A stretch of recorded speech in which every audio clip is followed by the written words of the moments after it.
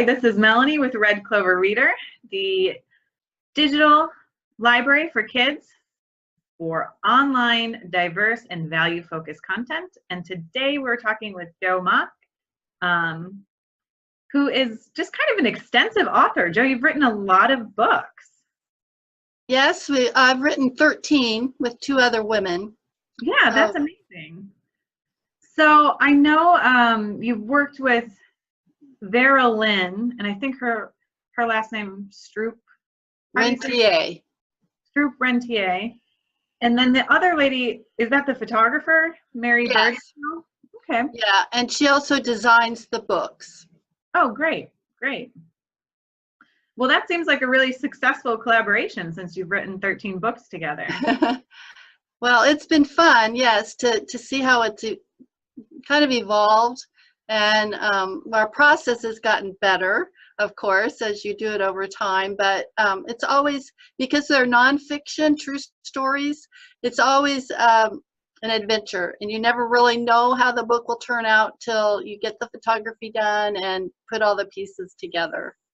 Yeah, really interesting subject matter too, that we're really excited to share with people. So kind of focusing on self-determination for kids with different abilities, disabilities.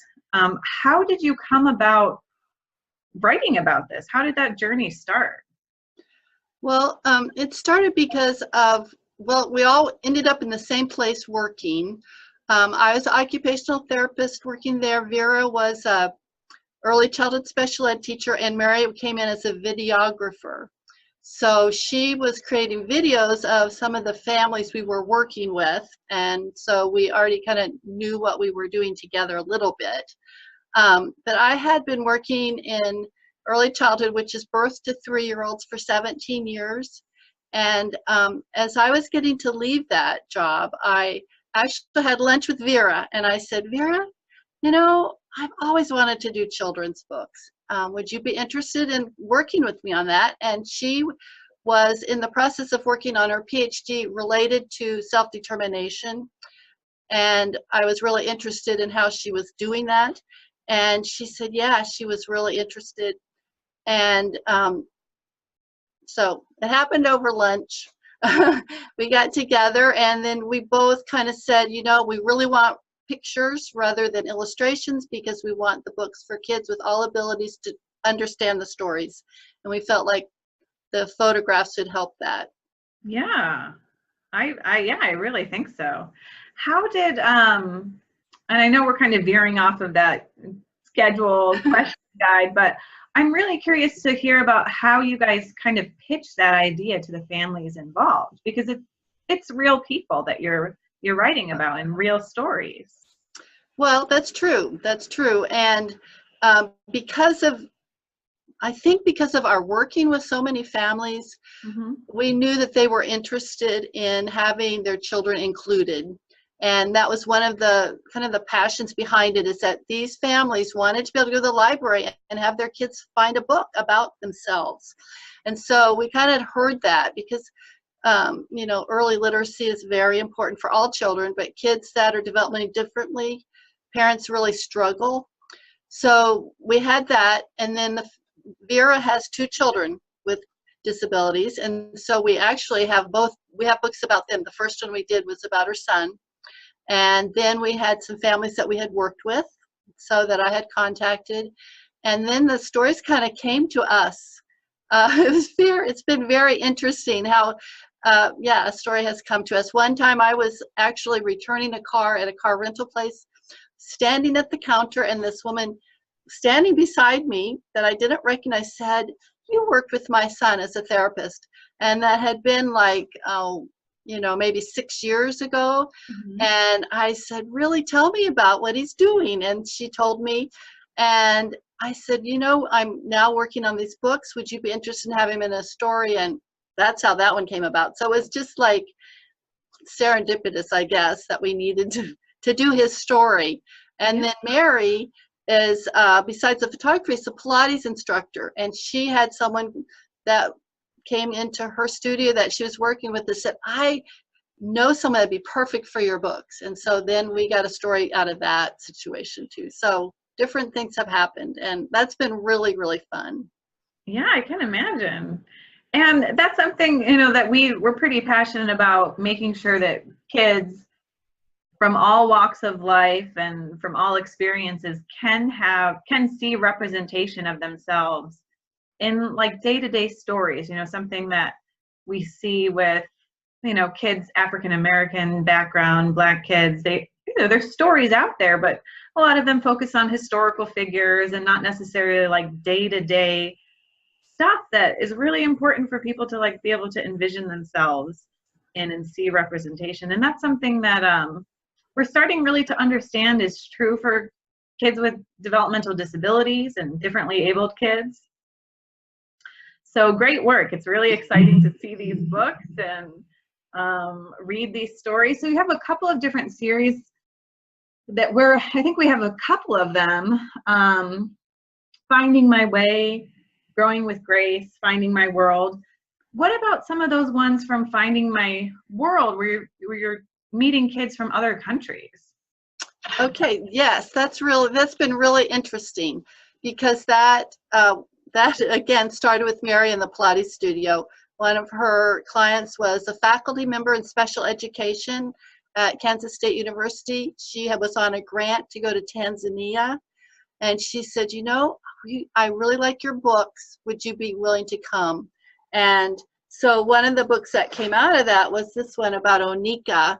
Mm-hmm. And she has developmental disabilities.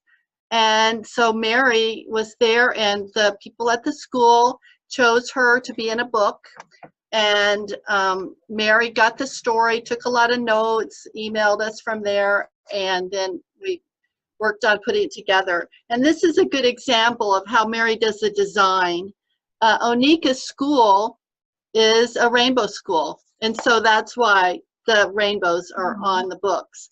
And then inside the books, she keeps all those, that background. And so that's one of the unique things about our books, is that they all have colors that are linked to the stories. Mary has a degree in theater, and her specialty was set design. And I actually say that theater people are good for picture books, because she's a visual thinker. And so that's how she's been able to do it. And, you know, we jumped into this without knowing anything about publishing or,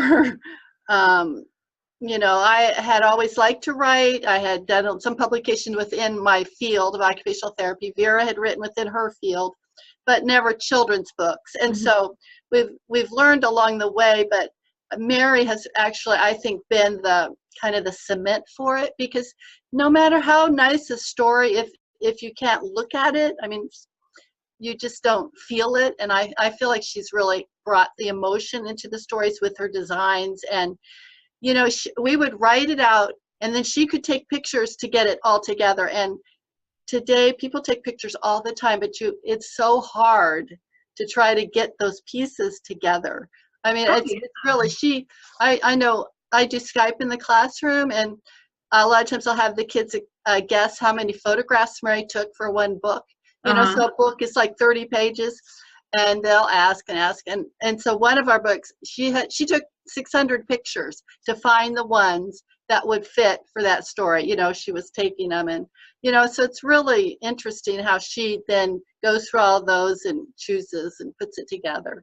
Yeah, that seems like a real labor of love, to go through that many pictures and find the ones that, you know, do justice to the story. I really liked Reese, is that right? Reese has a Halloween secret. Yes, yes. The pictures in there just did such a good job of telling that story and like sharing the emotion. And I really like that too. Yeah. And he was actually a little boy that rarely smiled. And I noticed that when I was on the photo shoot with her, because and she was able to capture a lot with him. He was just a serious little guy, you know.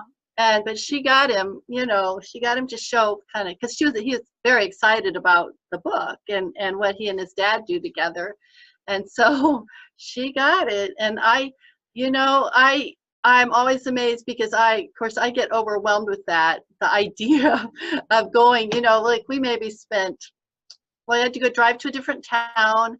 We'd have to drive an hour and a half to get the photos. And I think we were there maybe 2.5 hours. And to get everything we needed and to know she had it is just like amazing, I think. Yeah, I think that's a really different process than a lot of children's book authors go through.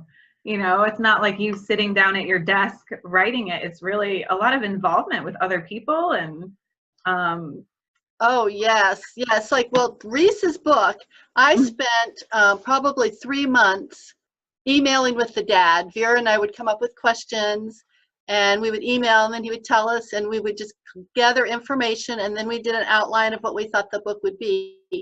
But then it always happens, Mary goes, and whatever happens during that photo shoot then becomes the real story, Yeah.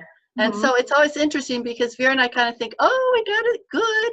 But then Mary goes and something different happens and it makes it even better. So that's fun. Yeah, that's really neat. What about the translations for the books? So you have a lot of books written in other languages. How do you guys go about finding translators, or is that something that you can do within your team? No, none of us can do that. And we actually did that totally wrong first. So we learned a hard lesson because the Spanish, when in our job where Vera and I worked, families, we really needed Spanish or bilingual books. And so we had it in our minds, we wanted bilingual English, Spanish. And so the first thing we did when we had them translated, we had someone who was just a friend's mother who grew up there and came to America and translated. Well, we found out that that's not the official Spanish. And so so even though we published them all, and then we had to redo them all, and then we went to the local university, and I just contacted the Spanish faculty and asked if someone was interested. And I met a really nice woman she's from Peru, and she actually, her son had received services because he was developmentally delayed, so she was very into our stories, and she's done it. And has been very, very nice, because I think you have to have someone whose heart's in it because of the story. So that was really nice. And then when Mary went to Tanzania, the kids there the schools there really wanted the books in Swahili. And that one we made another mistake on. We tried to do it through a referral, and that didn't work. And so then I contacted Books for Africa.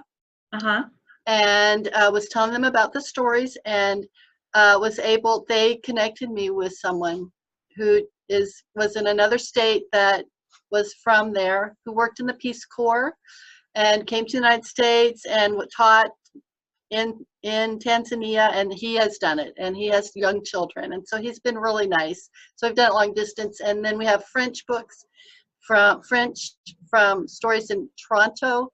And the family members connected us with someone who was actually a translator there. Wow. So, all different ways. Yeah. Well, it seems like it's working out, and really nicely. And we're just so excited about these books, and I can imagine that the families that you work with are really excited about them, and then just kind of the ripple effect that it will have when kids get to see stories that they can see themselves reflected in.